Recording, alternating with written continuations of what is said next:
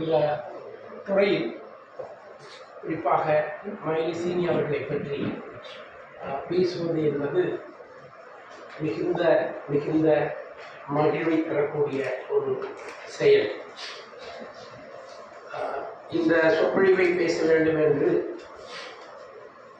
மயிலை சீனி அவர்களுடைய குடும்பத்தைச் சேர்ந்த புலவர் சண்முகம் அவர்கள் என்னோடு தொலைபேசியில் கேட்டார். நீங்கள் அந்த தமிழ் இலக்கியத்துறை தலைவரோடு பேசுங்கள் என்று நான் சொன்னேன். பிறகு உங்கள் தலைவரும் என்னிடம் பேசினார். நான் இதே சொற்பொழிவை சில ஆண்டுகளுக்கு முன்பு நடத்தக்கூடிய வாய்ப்பு எனக்கு கிடைத்தது.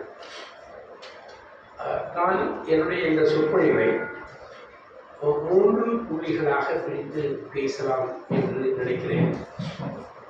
முதல், நேரடியாக இந்த சொற்பொழிவின் தலைப்போடு தொடர்புடையதாக இருப்பாமா என்று எனக்கு தெரியாது.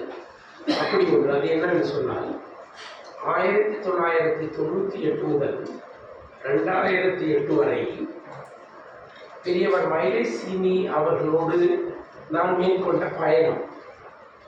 அது எதற்காக நான் அதை உங்களுக்கு சொல்ல விரும்புகிறேன் என்று சொன்னால், இப்போ உங்களுடைய துறை தலைவர் ஏகாம்பரம் இவர்களெல்லாம் ஏதோ தமிழ் இலக்கிய துறையில் நல்ல வேலைகள் எல்லாம் செய்தோம் என்று சந்தோஷப்படுகிறார்கள் இல்லையா? இப்படி படுகிறதுக்கான அடிப்படையான விஷயங்களை நாம் எப்படியெல்லாம் நீங்கள் தமிழ் படிக்கிற மாணவர்களாகிய நீங்கள் எதிர்காலத்தில் கற்றுக்கொள்வதற்கு உதவும் வகையில் நான் இந்த மயிலை சீனியார் அவர்களோடு பயணம் என்ற இந்த ஒரு 10 ஆண்டு கால மயிலை சீனி பற்றி என்ன செய்தோம் என்பது பற்றியான சில குறிப்புகளை உங்களுக்கு சொல்ல விரும்புகிறேன்.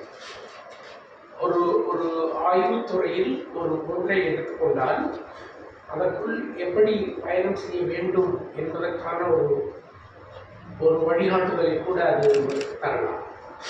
1998 வாக்கில் சாகித்ய அகாடமி நிறுவனம் இந்திய இலக்கிய சிற்பிகள் வரிசையில் மயிலை சீனி வெங்கடசாமி அவர்களை பற்றி அந்த சிறிய அளவிலான அந்த 108 பக்கம் கொண்ட அந்த நூலை எழுதுவதற்கு எனக்கு வாய்ப்பு கிடைத்தது. இது ஒரு முதல் பதிப்பு. 2வது பதிப்பு அண்மையில் வந்திருக்கிறது. முதல் பதிப்பு மிக அழகாகவும் நேர்த்தியாகவும் உருவாக்கப்பட்டது. 2வது பதிப்பு அப்படி சொல்வதற்கில்லை. அப்படி ஒரு காலம் வளர வளர்ச்சி என்று சொல்வார்கள். ஆனால் நம்ம சமூகத்தை பொறுத்தவரை வளர்ச்சியை பார்ப்பது என்பது அப்படியாக இல்லை. அதுபோல் அந்த நூலை உருவாக்கக்கூடிய வாய்ப்பு எனக்கு கொடுக்கப்பட்டது. அது ஒரு 6 மாதம் 3 மாதத்துக்குள்ளே செஞ்சு கொடுத்துடலாம். ஆனால் என்னால் இயலவில்லை. அதில் இருந்துதான் மயிலை சீனியை பற்றியான பயணத்தை நாங்கள் தொடங்கினோம். முதல் கட்டமாக அன்றைக்கு என்னிடம் ஒரு PhD பட்டம் செய்து கொண்டிருந்த அபிராமி என்ற ஒரு மாணவர், அவர் இங்கே சென்னை பல்கலைக்கழகத்தில் எங்கேயோ ஒரு கல்லூரியில் இப்பொழுது வேலை பார்த்து கொண்டிருக்கிறார். அவர் மயிலை சீனி வெங்கடசாமியை பற்றி ஒரு முனைவர் பட்டம் ஆய்வு செய்வதற்கு அவரை ஆற்றுப்படுகிறோம். அதனுடைய முதல் கட்டமாக மயிலை சீனி வெங்கடசாமி குறித்த அனைத்து படைப்புகளையும் பட்டியல் போடுவது என்ற ஒரு முதல் வேலையை தொடங்கினார். அந்த வேலை அவர் அப்பொழுது எங்களுக்கு ஒரு நல்ல அரிய வாய்ப்பு இருந்தது.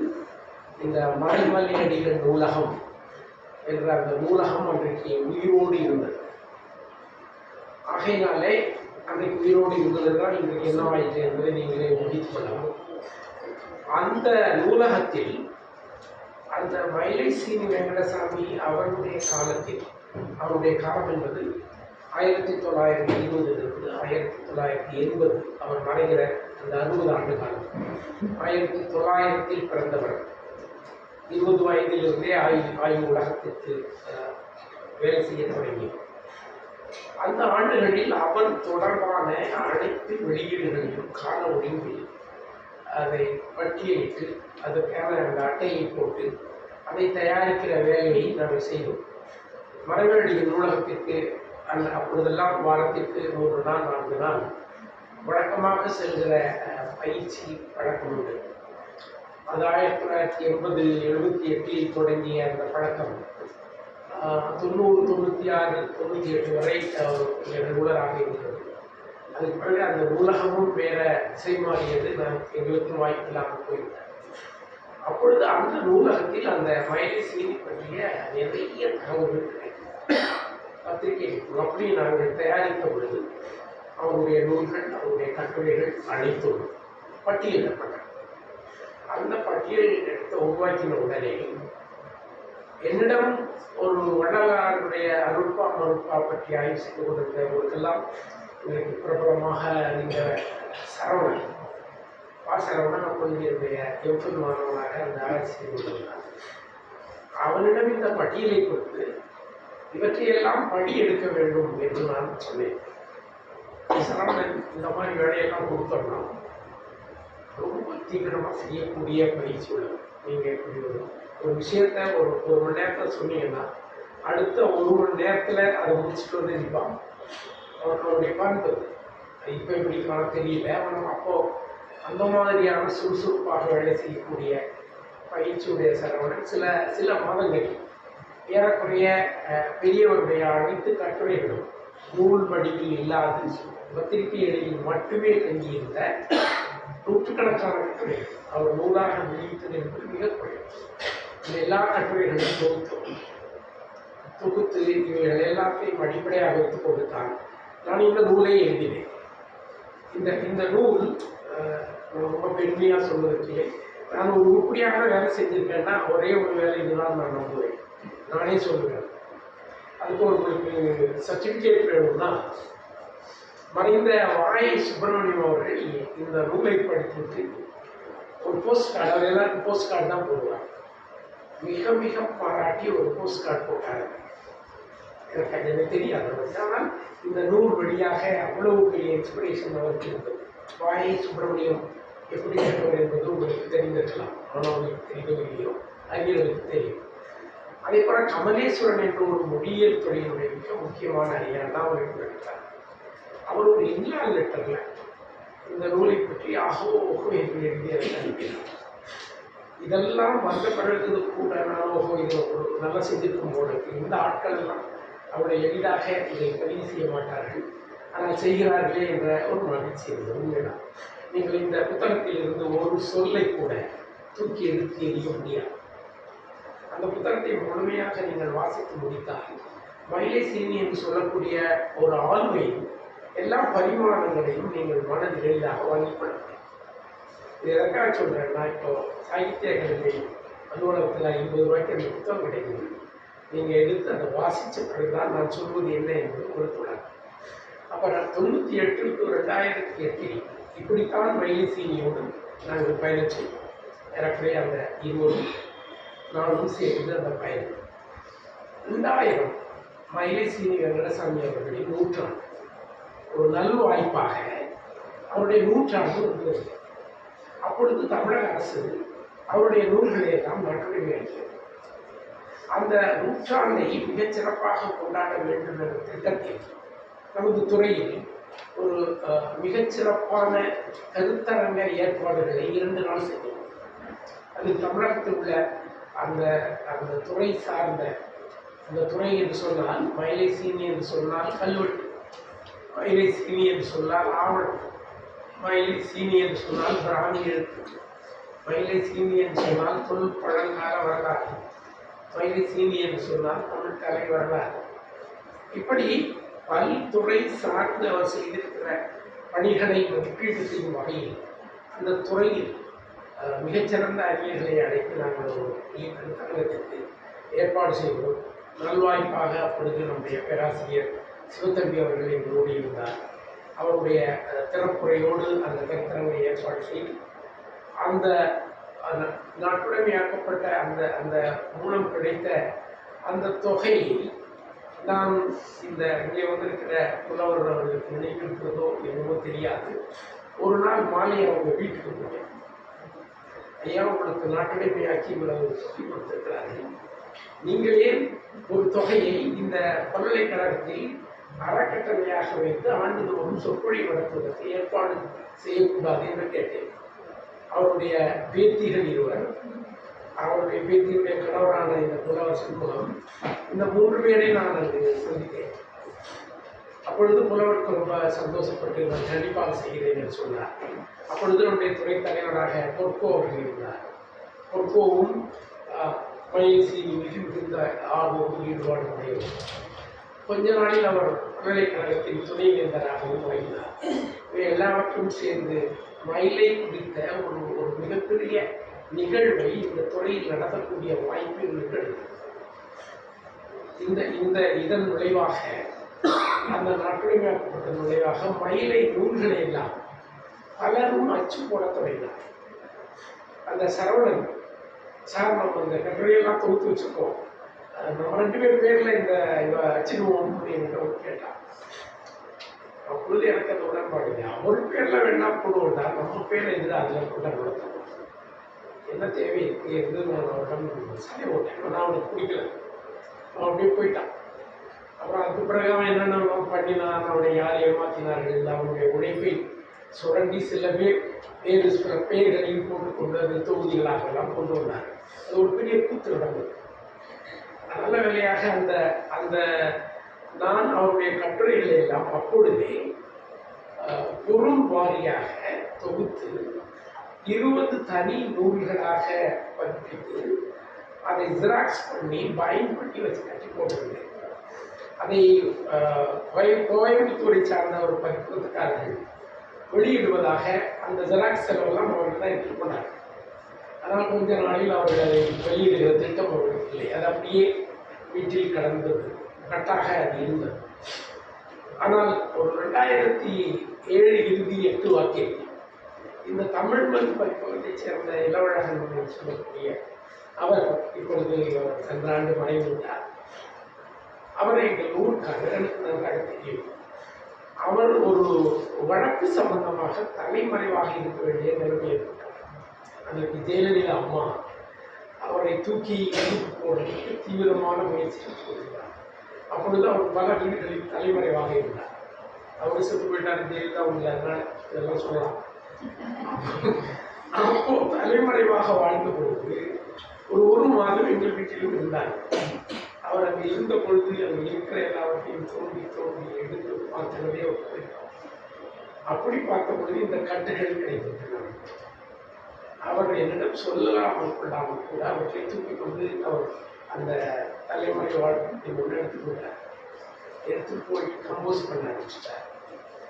கம்போஸ் பண்ணி அதை ஒரு 20 தொகுதிகளாக 2008 காலத்தில் வெளிக்கொண்டு வந்தார். அந்த 20 தொகுதிகளில் என்னென்ன மாதிரியான பொருண்மைகளில் நான் செய்தேன் என்று உங்களுக்கு சொல்ல வேண்டிய ஒரு அவசியம் இருப்பதாக நான் கருதுகிறேன். அந்த பொருண்மை என்னவென்று சொன்னால், அது பண்டைய தமிழகம், இன்றைக்கு நாம் வாழ்கிற தமிழகம் என்று சொல்லக்கூடிய நிலப்பகுதி, அது குறித்த மயிலை சீனியாவுடைய ஆய்வு. 2வதாக பண்டைய தமிழ் நூல்கள், அன்றைக்கு இருந்த தமிழ் நூல்கள் அவை எப்படி இருந்தன. குறிப்பாக அவர் அண்ணாமலை பல்கலைக்கழகத்தில் இயற்றிய ஒரு மிக முக்கியமான அறக்கட்டளை சொல்வது சங்க நூல் செய்திகள் என்று அது புத்தகமாக அண்ணாமலை பல்கலைக்கழகம் வெளியிட்டார். அப்போ அந்த மாதிரியான விஷயங்கள், அதில் மிக முக்கியமாக கால ஆராய்ச்சி. அன்றைக்கு வையாபுரி பிள்ளை போன்றவர்கள் வேறு அறிஞர்கள் எல்லாம் இந்த நூல்களின் கால ஆராய்ச்சியை பின்கொண்டு வருகிற பொழுது, இல்லை அது மிக பழைய நூல்கள் தான் என்பது சண்டை போட்டு நின்றது மிக முக்கியமானவர் மயிலை. ஒரே ஒரு எடுத்துக்காட்டு மட்டும் சொல்கிறேன்.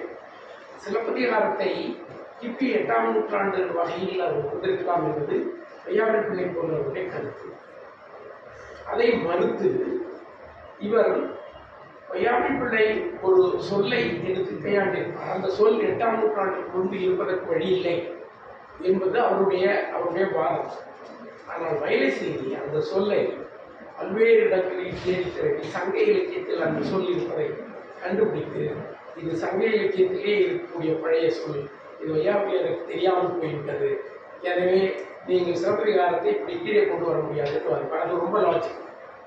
அது எல்லோரும் ஏற்றுக்கொள்ளக்கூடிய அளவிற்கான அந்த பழந்தமிழ் நூல்களை பற்றிய ஆய்வுகள், பண்டை தமிழக வரலாறுகள், அந்த சேர சோழ பாண்டியர் வரலாற்று, இந்திய சேர சோழ பாண்டியர், களப்பிரர், அவருடைய களப்பிரர் வரலாறு என்பது மிக புகழ் வாய்ந்தது.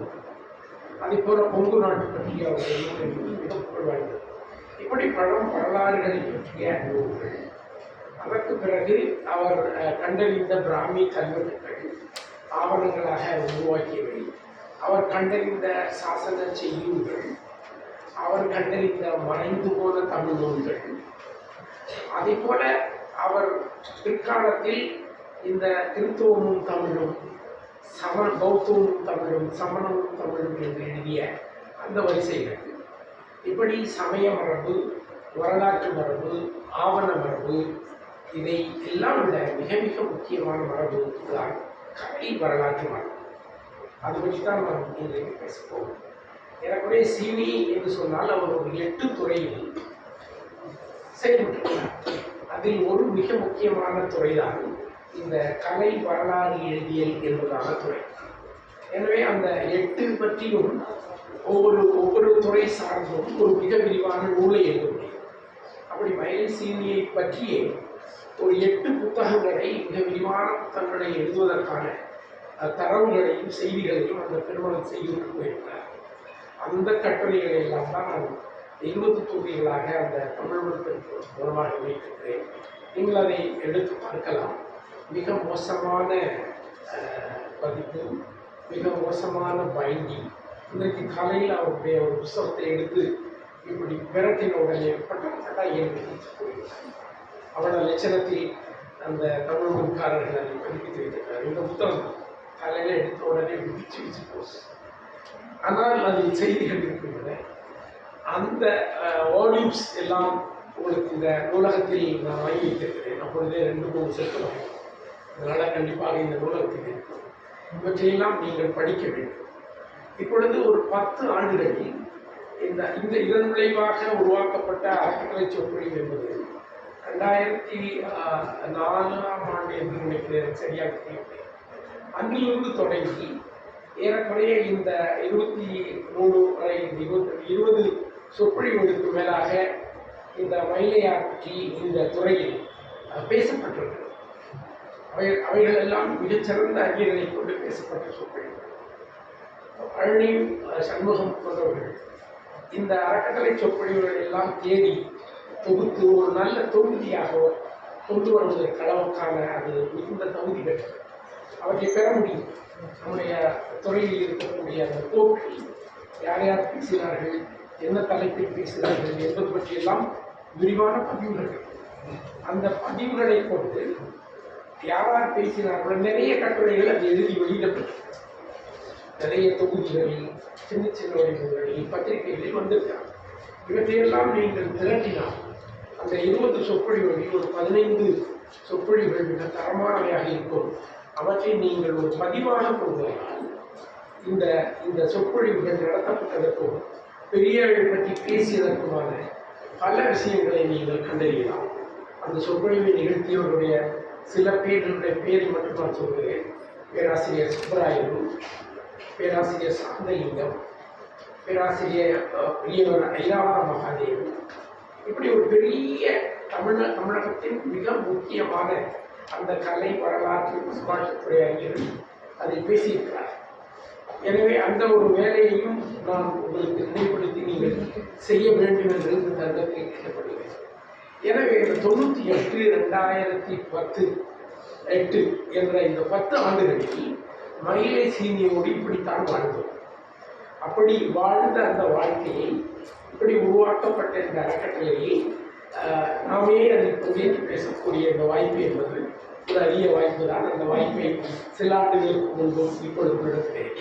இது என்னுடைய சொற்பொழிவின் முதல் பகுதி.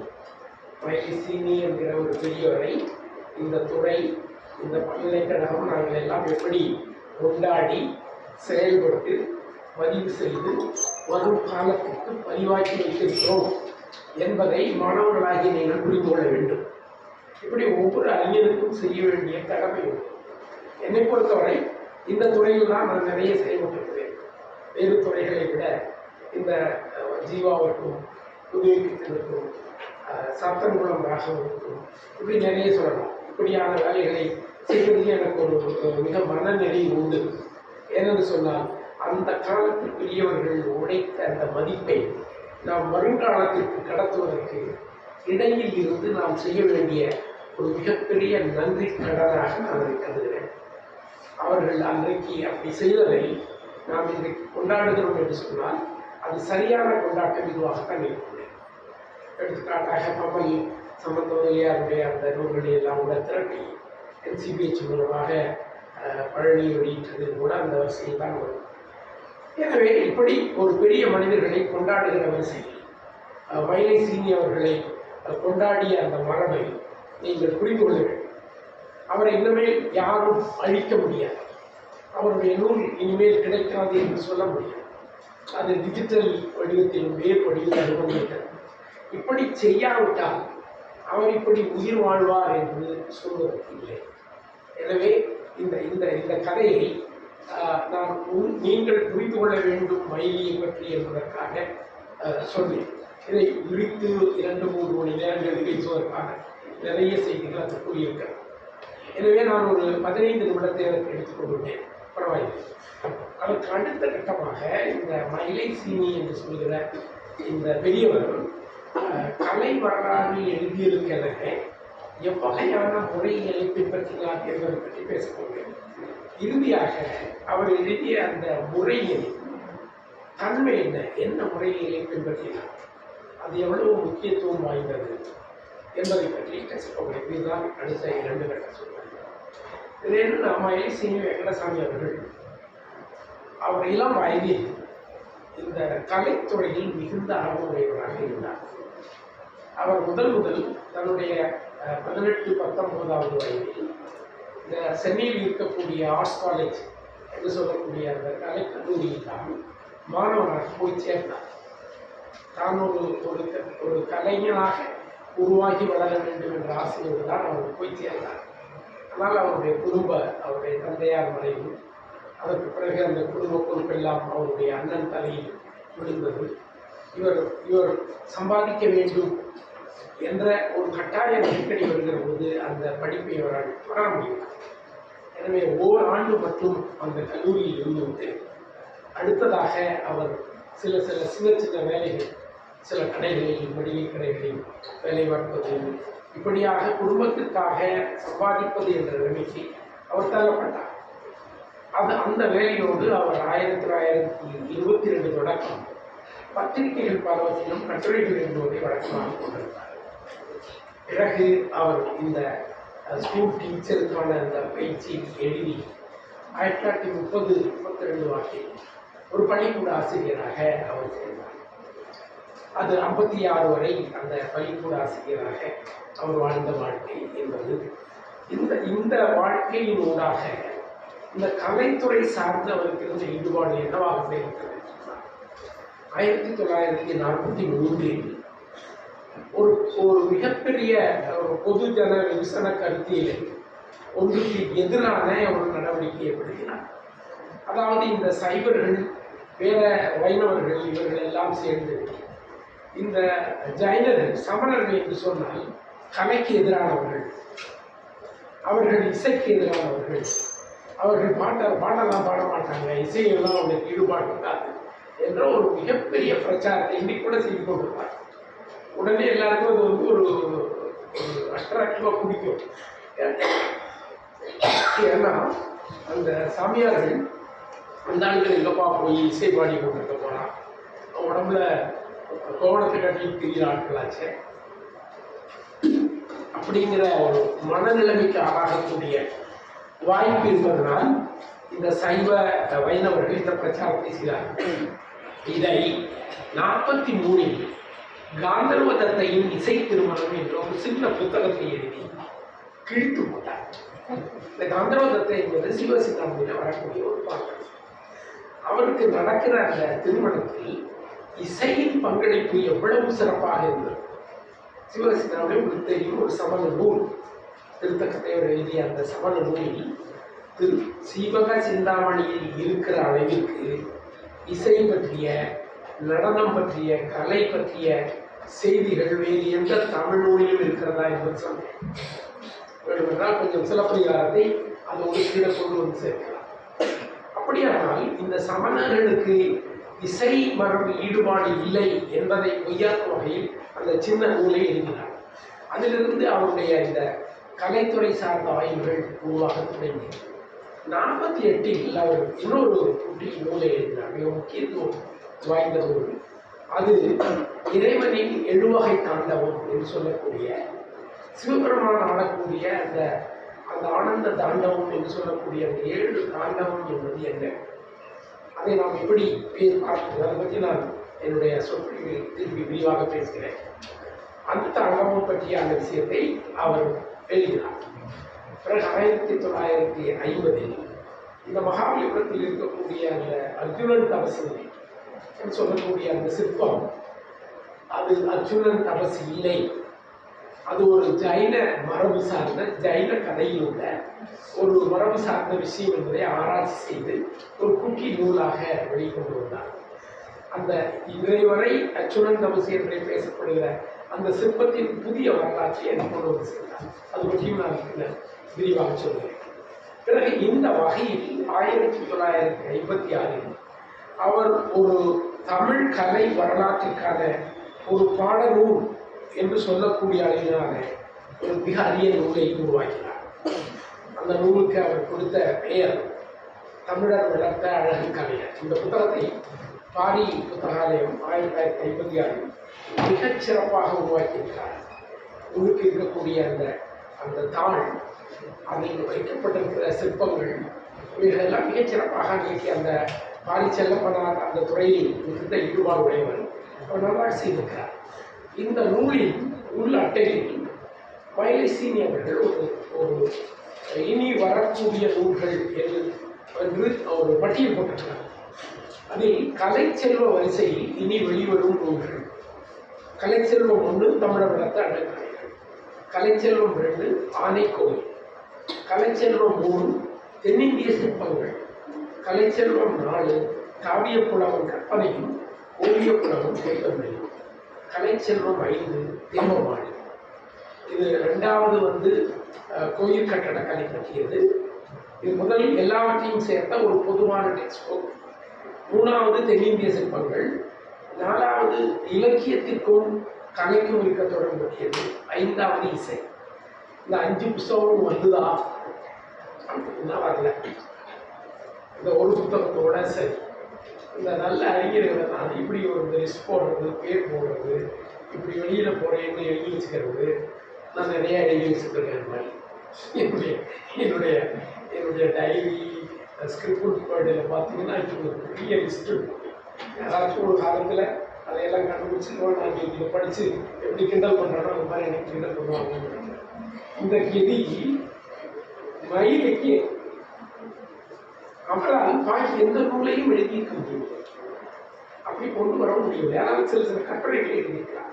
இப்போ மயிலை சீனி அவர்களுடைய இந்த கலை வரலாற்று பாங்கு முறை என்பது இந்த எல்லா துறையும் சார்ந்து எழுதிய இந்த படநூல் போன்ற இந்த நூலிலிருந்து தொடங்கி அப்புறம் சிற்பக்கலை, அதை போல கட்டிடக்கலை, இலக்கிய கலை, இசைக்கலை என்ற இந்த வரிசையில் அவர் ஆய்வு செய்ய 56 நடைபெற்றார். அது 43 56 வரை அவருடைய கனவாக இருக்கிறது.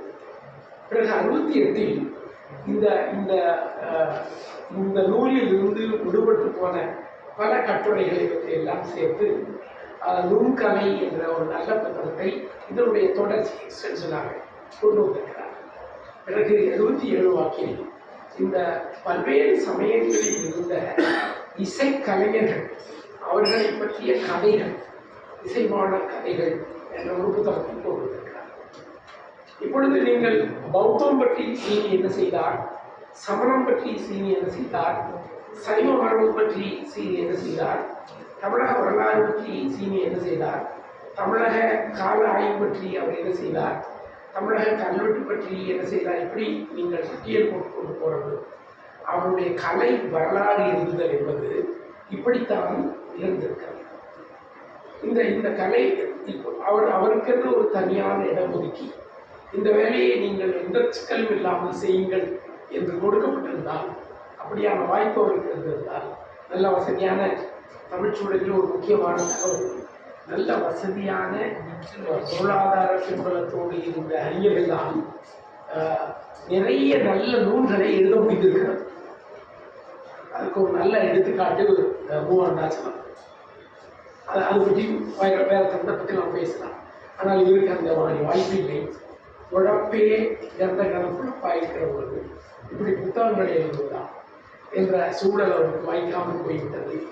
ஆகையினால் பின்னாடி இதெல்லாம் பற்றி எல்லாம் அவர் எழுதியிருந்தார். அப்படி அவர் எழுதியிருக்கக்கூடிய அந்த கலை வரலாற்றில் நான் சொன்னது போல கட்டடக்கலை தொடர்பாக அவருக்கு என்ன பார்வை இருந்தார், என்ன செயல்பாடு செய்தார். சிற்பக்கலை தொடர்பாக அவர் எப்படி செயல்பட்டார், அதே போல ஓவியக்கலை தொடர்பாக அவர் எப்படி செயல்பட்டார், இசைக்கலை தொடர்பாக அவர் எப்படி செயல்பட்டார், அதே மாதிரி அரங்கக்கலை, நாடகக்கலை, ஒப்பனைக்கலை அணிகள், அதே போல நடனக்கலை, இப்படியான பல்வேறு கலை வடிவங்கள் குறித்து பல கட்டுரைகளை அவர் எழுதியிருக்கிறார். நான் இதில் அவர் கட்டடக்கலை தொடர்பாகவும் சிற்பக்கலை கொண்டதாகவும் ஓவியக்கலை மற்றும் இசைக்கலை தொடர்பாகவும் செய்த சில செய்திகளை மட்டும் உங்களோடு நான் பகிர்வதற்கு இந்த வாய்ப்பை பயன்படுத்திக் கொள்கிறேன். அவர் எப்படி அந்த வேலையை செய்திருக்கிறார் என்கிற புரிதல் இருந்தால்தான் அந்த அவருடைய இந்த பணிகளை பற்றி நாம் நிறைய புரிந்து கொள்ள முடியும் என்று நான் விரும்புகிறேன். குறிப்பாக கட்டிடக்கலை, கட்டிடக்கலையை பற்றி பேசுகிறது நீங்கள் ஒரு மிக முக்கியமான தரவாக என்ன செய்யணும்னா, அது ஒரு இந்திய அளவில் எத்தனை மாதிரியான பிரிவுகளை கொண்டிருக்கிறது, அந்த பிரிவுகளுக்குள் நாம் பேசக்கூடிய இந்த மரபை நாம் எப்படி சொல்வது அப்படிங்கிற அந்த அடிப்படையில் சொல்கிறார். அவர் அன்றைக்கு இருந்த சிற்ப நூல்கள், ஆகம நூல்கள், வேறு பல சாத்திரங்கள் இவற்றில் நாகரம், வேசரம், திராவிடம் என்ற 3 பிரிவுகளின் கீழே கட்டிடக்கலை பற்றிய பேச்சு அன்றைக்கு இருந்தது. அந்த அந்த கட்டிடக்கலை பற்றிய அந்த அடிப்படையான விதிகளை கூறுகிற அந்த நூல்களில் இப்படி ஒரு 3 பிரிவுகளை அவர் சொல்கிறார். இந்த நாகரம் என்று சொல்வது நர்மதை நதிக்கரையின் அந்த பகுதியில் உள்ளது. வேசரம் என்று சொல்வது அதை தாண்டி இருக்கக்கூடிய பகுதி. பிறகு திராவிடம் என்று சொல்லக்கூடிய இந்த பகுதி என்பது இன்றைக்கு இந்தியா என்று சொல்லக்கூடிய இந்த நிலப்பகுதி. அன்றைக்கு மயிலை சீனி அவர்களுக்கு இந்த இன்றைய தொல்பொருள் ஆய்வு இவைகளை பற்றியான விரிவான தகவல்கள் எல்லாம் அவருக்கு கிடைக்கவில்லை. ஏன்னு சொன்னால் அவர் அன்றைக்கு கூட இந்த அகழ்வாராய்ச்சி என்ற சொல் அவருக்கு எழுதுவதற்கு தெரியவில்லை. அப்பொழுது அவர் ஆர்கியாலஜி என்று எழுதுகிறார். இருந்தும் போட்டு அந்த தமிழில் எழுதுகிறார். அப்போதுதான் தெரிந்தது அந்த துறை பற்றியான அவ்வளவு விரிவான வளர்ச்சி இல்லாத காலத்தில் அவர் ஆர்கியாலஜிக்காரர்கள் என்று எழுதுகிறாரே என்று நான் புரிந்து கொண்டேன். அந்த துறை அதெல்லாம் இன்றைக்கு வளர்ச்சி அடைந்தது. இந்தியாவினுடைய ஒரு நிலவியல் சார்ந்த தன்மையை நாம் பகுத்து பார்ப்போம் என்று சொன்னால் அது இந்த மனித இனக்குழுக்கள் வாழ்கிற பின்பற்ற ஒன்று. இதை ஒரு இனக்குழு வாழும், அந்த இனக்குழுக்கென ஒரு மொழி இருக்கும், அந்த மொழி எந்தெந்த நிலப்பகுதியில் வாழும் என்பதுதான் முக்கியமான விஷயம். இந்தியாவை பொறுத்தவரை நம்முடைய சிந்து மொழி ஆராய்ச்சிக்காக ஏறக்குறைய மேற்கு தொடர்ச்சி மலைப்பகுதியை சார்ந்த இன்றைக்கு இருக்கக்கூடிய ஆப்கானிஸ்தான், பலுச்சிஸ்தான், பாகிஸ்தான் என்ற அந்த பகுதியிலிருந்து தொடங்கி குஜராத்தின் ஒரு பகுதி, மத்திய பிரதேசத்தின் ஒரு பகுதி, அப்படியே கீழே ஒரிசா வரை செல்லக்கூடிய இந்த நிலப்பகுதி, இந்த நிலப்பகுதிக்கு மேற்கு தொடர்ச்சி மலைப்பகுதி என்ற பெயர் இருக்கிறது, தக்கான பீடபூமி என்ற பெயர் இருக்கிறது, அந்தந்த பகுதியை சார்ந்த பெயர்களும் இருக்கின்றன. இவற்றில் இந்திய வரலாற்றை பொறுத்தவரை இந்த நிலவியல் கூறுகளை டோபோகிராஃபி என்று சொல்வார்கள், அதை புரிந்து கொள்வதில் இந்த நதிகளுக்கு மிக முக்கியமான பகுதி. மேற்கு தொடர்ச்சி மலைப்பகுதியில் இருந்து நதிகள் உருவாகி அந்த பாய்கிற அந்த அடிப்படையில் தான் ஒரு நதிக்கும் இன்னொரு நதிக்கும் இடைப்பட்ட அந்த பகுதி நிலம் ஒரு குறிப்பிட்ட மக்கள் வாழ்கிற பகுதியாக மாறிவிடும். அன்றைய போக்குவரத்து துறை, அன்றைய மக்கள் தொடர்பு, இவைகளெல்லாம் இந்த பெரும் நதிகளை கடந்து வருகிற, அதை தாண்டி வருகிற மரபு இல்லாமல், அதே போல நம்முடைய வரலாற்று ஆசிரியர்கள் சொல்லக்கூடிய நதிக்கரை நாகரிகம், நதிக்கரையில் இருந்ததால் வரலாறு தொடங்குகிறது, வரலாறு தொடங்குவதற்கு நதிகளுக்கு தொடர்பு இருக்கிறது, இதெல்லாம் நாம் இதோடு கொஞ்சம் நினைத்து பார்க்கலாம். மேற்கு தொடர்ச்சி மலை என்ற அந்த அதிலிருந்து தொடங்கி வங்காள விரிகுடா என்று சொல்லக்கூடிய இந்த கடல் பகுதிக்கு இந்த நதிகள் வந்து சேர்கிற இந்த நிலப்பகுதிகள் சார்ந்துதான் அன்றைய இன வரலாறு பேசப்படும், அன்றைய மொழி வரலாறு பேசப்படும், அன்றைய கலை வரலாறு பேசப்பட வேண்டியது. அப்படியான ஒரு கலை வரலாறு பேசுகிற பொழுது இந்த நிலப்பகுதியில் இருந்ததற்கான கலை வரலாற்றிற்கு அவர்கள் அன்றைக்கு கொடுத்த பெயர் திராவிடம். இந்த அளவிற்கு மயிலை அதை புரிந்து கொண்டிருக்கிறாரா என்று சொல்ல முடியாது. ஆனால் திராவிட கலை மரபு என்பதை அவர் உறுதியாக நம்பினார். இந்த திராவிட கலை மரபு என்பதை நீங்கள் எங்கிருந்து தொடங்க வேண்டும்? கட்டிடக்கலையை பொறுத்தவரை வரலாற்றுக்கு பிந்தைய காலம் 600 இருந்து அதற்கு முந்தைய காலம். அது அந்த காலத்தில் கல் இல்லை, கற்றளிகள் இல்லை. அவன் மரங்களால் கட்டடங்கள் கட்டப்படுவது, செங்கற்களால் கட்டடம் கட்டப்படுவது, இந்த சுண்ணாம்பு அவைகளால் கட்டடம் கட்டப்படுவது என்ற மரபுதான் நமக்கு இருந்தது. கட்டடக்கலையின் தொடக்க காலம் அதுதான்.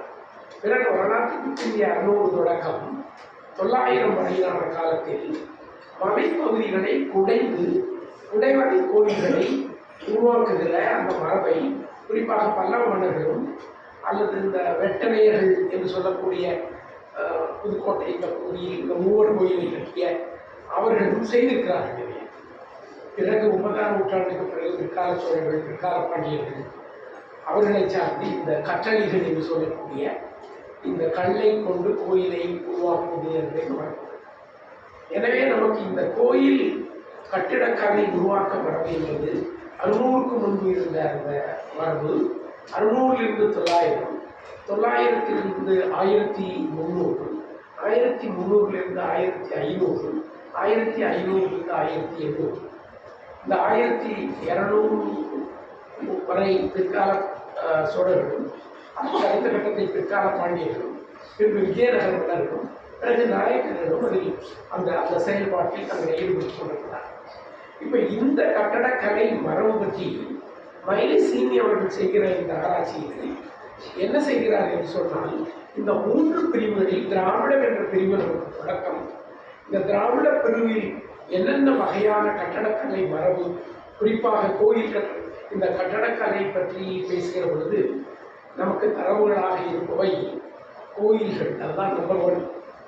2ஆவதாக இருப்பது அரண்மனைகள், 3ஆக இருப்பது இந்த நினைவு சின்னங்கள், அந்தந்த இடங்களில் கட்டமைக்கப்பட்டிருக்கிற இந்த மூனமெண்ட்ஸ் என்று சொல்லக்கூடியது. இவைகள் தான் கட்டடக்கலையினுடைய தரவுகள். இப்போ நமக்கு கிடைக்கக்கூடியது, இன்றைக்கு கிடைக்கக்கூடிய தரவுகள் அழிந்து போனது நிறைய. அப்போ இந்த இந்த திராவிடம் என்ற கட்டடக்கலை மரபினுடைய வரலாறு எப்படி இந்த இந்த வரலாற்றுக்கு முந்தைய காலத்திலிருந்து 1800 வரையான இந்த காலங்களில் உருப்பெற்ற மரபை ஒரு மிக அழகாக நமக்கு சொல்லித் தருகிறார் மேசி. இதுல அவர் பேசுகிற இந்த மரபனுடைய இந்த தகவல்களை நான் பின்னாடி ஒரு திராவிட இனம், திராவிடர்கள் என்று சொல்லக்கூடிய கருத்துக்களை சார்ந்த மரபுக்கு எவ்வளவு முக்கியத்துவம் என்பதை நான் சொல்கிறேன். இப்படி சொல்ற பொழுது இந்த திராவிடர் என்று சொன்னால் உடனே அதில் 3 மிக முக்கியமான பிரிவுகள் இருக்கிறார்கள். ஒரு பிரிவு தமிழர், இன்னொரு பிரிவினர் வந்து சாளுக்கியர்கள், இன்னொரு பிரிவு வந்து ஹொய்சலர்கள். நீங்கள் இந்த கர்நாடக பகுதியில், ஆந்திர பகுதியில் அப்படியே போய் பார்த்தீங்கன்னா மிக பிரமாண்டமான கோயில்கள் எல்லாம் இருக்கின்றன. நீங்கள் ஏதோ இந்த மகாபலிபுரத்தில் மட்டும்தான் இந்த மாதிரி கோயில் இருக்குன்னு நினச்சிருக்கீங்க. பட்டறை என்று சொல்லக்கூடிய கர்நாடக பகுதியில் இருக்கக்கூடிய மகாபலிபுரத்தை விட பல மடங்கு சிறப்பான இதை போலவே, அதே போல மகாராஷ்டிர பகுதியில் இருக்கக்கூடிய இந்த அஜந்தா எல்லோரா அந்த 2 சிற்ப வரலாறும் மகாபலிபுரத்தோடு நேரடி தொடர்புடையது. இதையெல்லாம் நீங்கள் போய் பார்க்க வேண்டும். நல் வாய்ப்பாக இதற்கு முன் தமிழ் இலக்கியத்துறை படித்த எல்லா மாணவர்களும் அவற்றையெல்லாம் போய் பார்த்திருக்கிறார்கள். நானும் இப்பொழுதுதான் இந்த ஓய்வு பெற்ற பிறகு இவற்றை எல்லாவற்றையும் பார்க்கக்கூடிய வாய்ப்பு எனக்கு கிடைத்தது. இவற்றை எல்லாம் ஒட்டுமொத்தமாக வைத்து பார்க்கிற பொழுது மைலி சீனி பேசுகிற இந்த திராவிட மரபு என்ற கட்டடக்கலை மரபு எவ்வளவு வளமாக இருந்திருக்கிறது. அது மண் சுதை மரம் என்ற நிலையிலிருந்து குடவரை கோயிலாக மாறி கற்றளியாக உருப்பெற்று இன்றைக்கு உலகத்திலேயே மிக பிரமாண்டமான கோயில் கலைக்கு சொந்தக்காரர்கள் தமிழர்கள் என்ற யதார்த்தமான ஒரு வரலாற்றை நாம் பெற்றிருக்கிறோம். இந்த வரலாறு குறித்து தான் மைலி சீனி மிக பல செய்திகளை அவர் பதிவு செய்திருக்கிறார். அதனுடைய டீட்டெயில்ஸ் இந்த நேரம் கருதி நான் தவிர்க்கிறேன். ஆனால் திருத்தாண்டகத்தில் ஒரு பாடல், அந்த பாடலை சீனி அவர்கள் கண்டுபிடித்திருக்கிறார். அதில் கோயில்களின் வகை சொல்லப்படுகிறது. அது என்ன கோயில்? கரக கோயில், ஞானர் கோயில், கொடுமுடி கோயில், இளங்கோயில், மணிக்கோயில், ஆலக்கோயில். இந்த கோயில் வகைகள். இந்த இந்த இந்த ஆலக்கோயில் என்று தான் ஒரு புத்தகம் எழுதுவதாக கூட அந்த லிஸ்ட் போட்டிருக்கார் இல்லையா? ஆனால் ஒரே ஒரு கட்டுரை எழுதியிருக்கிறார். கட்டுரையும் வெளியாகவில்லை. நல்ல வேலையாக நான் நம்முடைய புலவர் வீட்டுக்கு, சமூக வீட்டுக்கு அவருடைய அந்த ஸ்டெப்களை எல்லாம் ஒரு வாரத்தில் தேடி போட பொழுது அந்த ஆலக்கோயில் என்று சொல்லக்கூடிய அவருடைய கையெழுத்து பிரதி எனக்கு கிடைத்தது. அது ஒரு மிக முக்கியமான கட்டுரை. அவர் கடைசி ரொம்ப காலம் வச்சிருந்திருக்கிறார் அந்த கட்டுரையை. அதை நாங்கள் இந்த தொகுதியில் போட்டி கொண்டு வந்திருக்கிறோம். ஆனால் இந்த மைலி சீனி இந்த திருத்தாண்டகத்திலே பேசப்படுகிற இந்த கோயில் வகைகள் திராவிட கோயில் மரபின் வடிவம் என்பது அவருடைய கண்டுபிடிப்பு. அப்ப இந்த ஒவ்வொரு வடிவமும் எங்கெங்க இருக்குன்னு தேடுறார். இதே வடிவத்தை சமஸ்கிருதத்தில் என்ன பெயர் சொல்கிறார்கள் தெரியுமா? விஜயம், ஸ்ரீயோகம், ஸ்ரீவிலாசம், ஸ்கந்தம், ஸ்ரீநகரம், ஹென்றி விருஷ்ணம், கேசரம். இதில் ஒரு ரொம்ப சுவையான விஷயம் என்னன்னா, அந்த சங்ககாலம், பொன்பழங்காலம் இவற்றில் சிற்பங்கள், கட்டிடக்கலைகள், இவற்றுக்கெல்லாம் இசைகள், இவற்றுக்கெல்லாம் இருந்த தமிழ் பெயர்கள் எல்லாம் கிபி 7, 8, 9ஆம் நூற்றாண்டு தொடக்கம் முற்றுமுழுதாக சமஸ்கிருத பெயர்களாக மாற்றப்பட்டது. கர்நாடக சங்கீதம் உருவாக்கணும் அப்படின்னா அதை பற்றியெல்லாம் நிறைய ஆராய்ச்சி பண்ணி எழுதியிருக்கிறார்கள். நீங்கள் தேடி படிக்கணும். இந்த கோயில் மரபுல இந்த லிஸ்ட்ல எது எங்கெங்க இருக்குன்னு தேடி கண்டுபிடிச்சிருக்கேன், கலாய் பண்ணியிருக்காங்க. அப்போ இந்த இப்படி வருகிற இந்த மரபுல இந்த ஆலக்கோயில் அப்படிங்கிறது ஆணை கோயில் என்று அவர் கருதுகிறார். அது அந்த யானையின் முதுகை போன்ற வடிவத்தில் உள்ள கோயில் என்று சொல்கிறார். நீங்க இப்போ உடனடியாக மகாபலிபுரத்தில் இருக்கக்கூடிய அந்த 5 ரதத்துல யானை மாதிரி இருக்கிற கோயில் எதுங்கிறது உங்களுக்கு உடனே நினைவுபடலாம். அந்த கோயில் ஆனை கோயில் மரபை சார்ந்தது என்று சொல்லுது. அது இந்த அந்த ஐவர் குகை கோயில் சொல்றாங்களே, அதுல ஒவ்வொருத்தர் பேரும் சொல்ற பொழுது சகாதேவன் ரதம் என்று இருக்கக்கூடிய அந்த கோயில் ஆனை கோயில் மரபை சார்ந்தது என்று இவர் ஆய்வு செய்கிறார். இப்படி ஒவ்வொரு கோயிலும் எங்கெங்கே இருக்கு, அதனுடைய தன்மை என்ன என்பதை பற்றி விரிவாக பேசுகிறார். ஞாழற் கோயில் பற்றி அவரால் கண்டுபிடிக்க முடியவில்லை. என்னால் அதை கண்டுபிடிக்க முடியவில்லை, நீங்கள் அதை தேடி கண்டுபிடிங்கள் என்று அவர் சொல்கிறார். இப்பொழுது அவருடைய இந்த ஆய்வு மூலமாக என்னென்ன விஷயங்கள் பின்னாடி வருதுன்னா, இந்த கோயில் வகைகள் என்பது இப்படி தமிழர்களே உருவாக்கி பல வகையில் இவற்றை கண்டெடுத்து கட்டியிருக்கிறார். நாம அதை புரிந்து அந்த மரபுல அந்த கோயில் பற்றி ஆராய்ச்சி செய்கிறோமா, படிக்கிறோமா? இந்த மைலி சீனி எழுதியதோடு இந்த கட்டுரை சரி. இதற்கு பிறகு யாரும் இந்த கட்டடக்கலையை பற்றி இந்த கண்ணோட்டத்தில் ஆய்வு செய்வதில்லை. மாறாக அவர்கள் எல்லாம் ஆகமங்கள் என்று சொல்லப்படுகிறவற்றில் பேசப்படுகிற சமஸ்கிருத நூல்களில் பேசப்படுகிற அந்த செய்திகளை எடுத்து வைத்துக் கொண்டுதான் அது நாகசாமியாக இருக்கட்டும், வேறு எந்த பலராக இருக்கட்டும், ஆய்வை செய்து கொண்டே இருக்கிறார்கள். இது வந்து என்ன பெரிய சிக்கல்னா, அவங்க வந்து அந்த ஆய்வு செய்கிறவர்கள் ஒரு ஒரு ஒரு ஸ்டேட் பவர் உள்ளவர்கள். நம்மளால எங்க ஆய்வு செய்யலாம், அதுக்கான வாய்ப்புகள் எங்க இருக்கு? ஆய்வு செய்தாலும் இந்த கண்ணோட்டம் இங்கே இருக்கு. எனக்கு தெரிந்தவரை ஒரு திராவிட இயல் மரபை இந்தியவியல் மரபிலிருந்து வேறுபட்டதாக கட்டமைக்க வேண்டும் என்று தமிழ்ச்சூழலில் முதல் போராடி எழுதியவர் மயில்சி. எந்த அளவுக்கு இந்தியவியல் நீங்கள் சொல்லுகிறீர்களோ அதை திராவிட இயல் என்று கட்டமைக்க வேண்டும் என்று சொல்கிறார். இதனால் தான் மயிலை சீனி வெங்கடசாமி என்ற அந்த கருத்தை மிகவும் உள்வாங்கியவர் வாய் சுப்பிரமணியம். அதுக்கு ஒரு இன்சிடென்ட் சொல்லலாம். அவர் துணைவேந்தராக ஆனவுடன் அவர் எம்ஜி ராமச்சந்திரன் அவர்களை வந்து பார்த்து அவரிடம் ஆசி பெற பார்த்துட்டு போகலான்னு வந்திருக்காரு. ரொம்ப நாளையாச்சு, பார்க்க முடியல.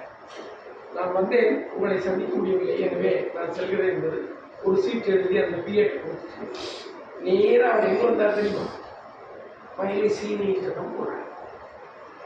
அவர் அவர் அவர் அப்பொழுது கொஞ்சம் உடல் முடியாமல் படுத்திருந்த அந்த கட்டத்தில் அவர் பக்கத்தில் போய் நின்ற நேரம் நாம் துணைவேந்தராகி இருக்கிற மகிழ்ச்சியை கொண்டாடியவர். இந்த இரண்டு மனிதர்கள் தான் தமிழ்நாட்டை பொறுத்தவரை இந்த திராவிட இயல் என்ற கருத்தாக்கத்திற்கு மிகுந்த நம்பிக்கையுடையவர். இந்த திராவிடாலஜி என்ற ஒரு துறை இண்டாலஜி என்று சொல்லக்கூடிய துறையிலிருந்து வேறுபட்டது. இது இண்டாலஜியினுடைய ஒரு பிரிவல்ல. இண்டாலஜி என்று சொல்லக்கூடிய இந்த நிலப்பகுதியில் அது இருக்கிறது. இதற்கென தனித்த மரபு இருக்கிறது, தனித்த வரலாறு இருக்கிறது என்பது இவருடைய ஆய்வு. இந்த பயிற்சியை இந்த கட்டடக்கலை மரபு சார்ந்து வெளிப்படுத்தியதில் மயிலை சீனி அவர்களுக்கு மிக முக்கியமான பங்கு. அதற்கு அதனுடைய ஸ்ட்ரக்சர் சார்ந்து ஒரு இப்போ நீங்கள் வந்து சங்க காலத்தில் அதுக்கு தாண்டி கொஞ்ச காலத்தில் வெறும் கருவறை மட்டும்தான் இருக்கும். அந்த கருவறை தான் கோயில். கொஞ்ச காலம் வல்லவர் காலம் இதெல்லாம் வந்த உடனே அவன் குடைஞ்சு ஒரு மலையை குடைஞ்சு அதுக்குள்ள ஒரு கருவறையை வைக்கிறது. ஒரு முன்னாடி ஒரு சின்ன எக்ஸ்டென்ஷன் ஹால் போடுவான், ஒரு சின்ன மண்டபம். அதுக்கு பிறகு பாண்டியர்கள் பிற்கால சோழர்களாக வரும்போது அவர்கள் கட்டுகிற மிக பிரமாண்டமான அந்த மிகப்பெரிய கருவறை இருக்கும். அதுக்கு பிறகு ஒரு சின்ன மண்டபம் இருக்கும். அதுக்கு பிறகு ஒரு பொது மண்டபம் என்று இன்னொரு நூறு. இதுக்கு பிறகு இந்த பிற்கால சோழர்களால் இந்த வளர்ச்சி வரும்போது பிற்கால பாண்டியர், குறிப்பாக விஜயநகர மன்னர்கள், இந்த விஜயநகர மன்னர்கள் தமிழ் மொழி இது சார்ந்து பெருசாக செஞ்சாங்கன்னு சொல்ல முடியாது.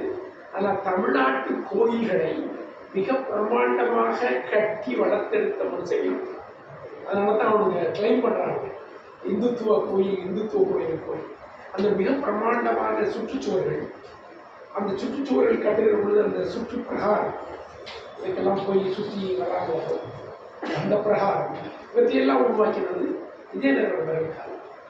நாயக்கர்கள் காலத்தில் இதை இன்னும் பெரும் வளர்ச்சிட்டார். இதில் அவருடைய அந்த வடிநிலை வளர்ச்சியை எங்கே பார்க்கலாம்னா கோவில் கட்டுறதுல பார்க்கலாம், மண்டபம் கட்டுறதுல பார்க்கலாம், அந்த தூண்கள் கட்டுறதுல பார்க்கலாம்.